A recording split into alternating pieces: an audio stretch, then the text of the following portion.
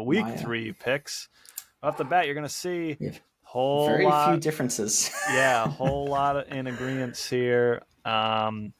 We'll kind of hit on, I guess, this sort of can't afford to lose game that we were talking about earlier in the podcast.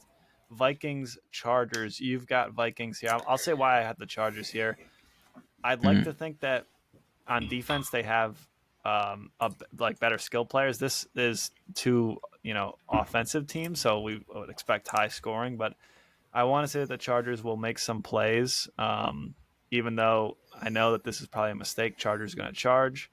But I just think that hopefully they will make more plays than the Vikings defense. And I think that both the offenses will play well and score well. And one of these QBs is going to have another great game and lose. What do you think, Jack? Why Vikings? Yeah. I think it's a great point. And I do think the Chargers have more, you could say, star players on defense. It is almost miraculous. They must have a terrible supporting cast on defense outside of their more star-like positions. That must be the answer. Or J.C. Jackson is just a complete, Patriots system player and was fully a fraud, or whatever it all is, which that's probably the case. But whatever it is, they do have more defensive star power. I think for me, this boils down to the fact that I think the Chargers could triple cover Justin Jefferson, and I don't think it's going to matter this game. I guess that's what it comes down to, because the Vikings even have other options. They have Jordan Addison, who was drafted first round, I think, who played pretty well last week, all things considered, against the Eagles, I believe.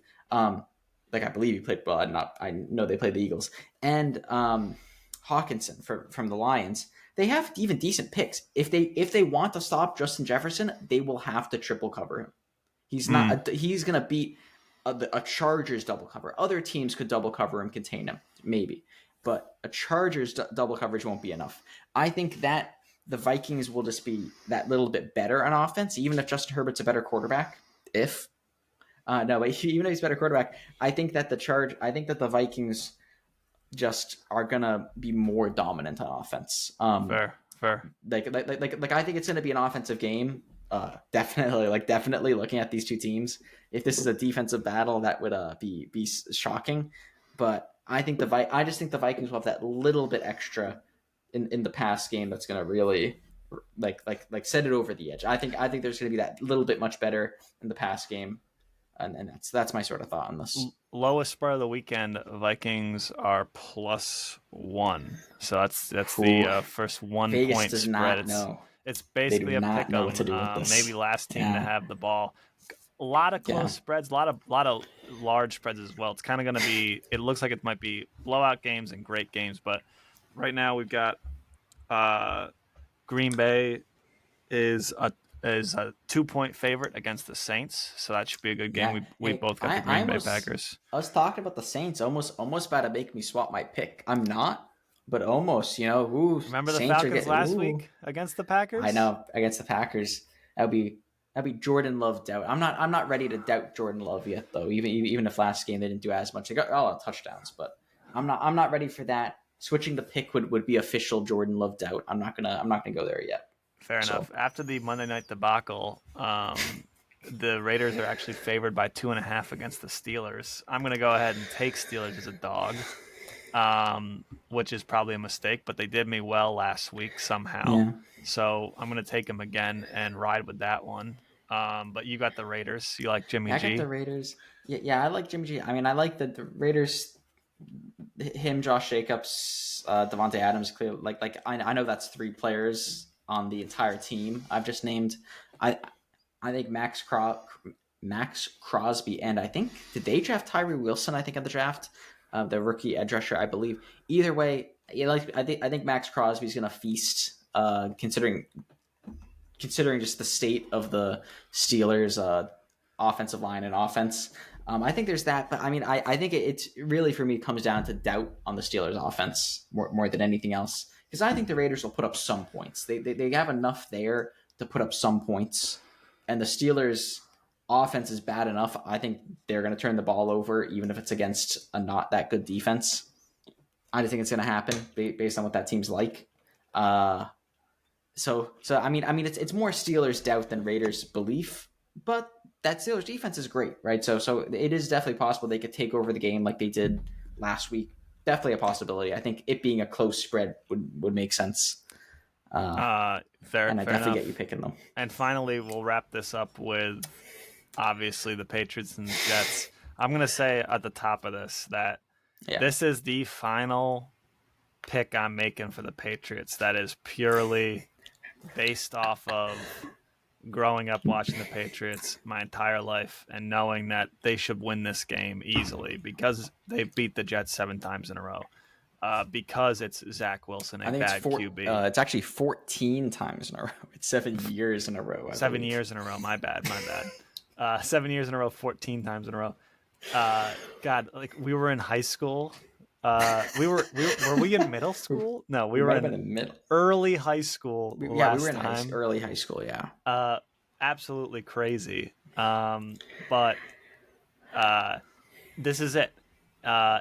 If they lose this, because on paper, if it wasn't the Patriots and if it was just some nameless, faceless team, I'd say, well, the Jets' defense is better than this nameless, faceless team's defense, in my opinion. And the Zach offense, Wilson to Garrett Wilson's a good connection. And the offense is a toss-up. I mean, like, we really think that the Patriots' offense is so much better than whatever the Jets are doing with Zach Wilson. I think that's a toss-up. So my brain tells me to say the Jets, but my gut says the Patriots will definitely find a way to win this game. But if they don't, like we said, I'm done. It's over. Just the siren should be up, the alarm should be going. You know what I mean? And almost similarly, I have a similar thing, but actually, I'm not even going this week and saying this week is my last X. Last week was my last homer take, my last, pure fan faith take. I've got a new way to analyze this. To analyze the rest of the season, I'm going to do this. Actually, this is actually literally every week. You'll get to tune in, and I'll do this analysis. I look at the Jets, for example. Are the Jets a playoff team? Do I think the Jets are going to be 500? If the answer is yes, I'm not picking the Patriots. I'm not. If the answer is no, then I'll pick the Patriots. If it's Patriots Texans, which isn't going to happen this season, but if it was Texans, not a playoff team, not picking them. But maybe perhaps Chargers. Well, Chargers might go 9-8. That's above 500. I might have to pick the Chargers. We'll have to see, of course, as the season progresses. We have to see. Sure. My opinions on other teams will vary, but my opinion, I'm not going to look at the Patriots' performance. I'm not looking at that. I'm looking at the opponents. What's going to happen there?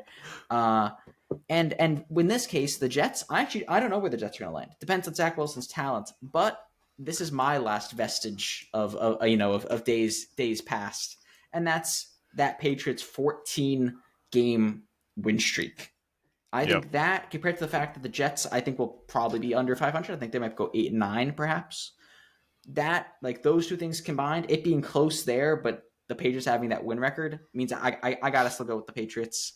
But if it wasn't for that win record, I'm not sure where to go. Again, if it was a faceless team, but this time it's actually it's the same thing. If it's the Jets being faceless, then I'm not so sure. Then it's okay, when you have the history factor, makes me take the Patriots. But if it wasn't for that, I don't know what I'd take here.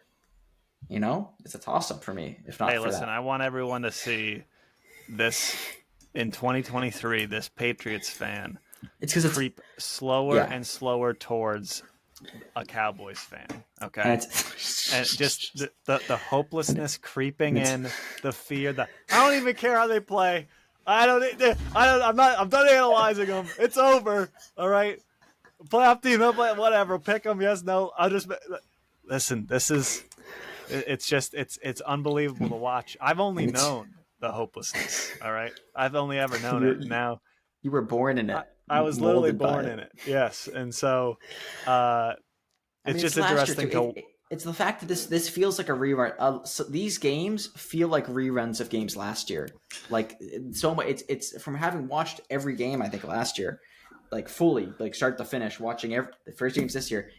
These games are feeling like reruns. It's hard for me not to pick. Yes, there are improvements. There's stuff different. It's not literally the same, but it feels like a rerun to me of last season. And last Hey, season they listen, went 8-9. if you're interested in what it going from a fan of a dynasty to a fan of a mid slash bad team is, if you're interested in the psychological effects that puts on a person's mind, make sure that you like and subscribe to 710 Sports. You're going to get to see that all season as the Patriots continue to collapse as a franchise.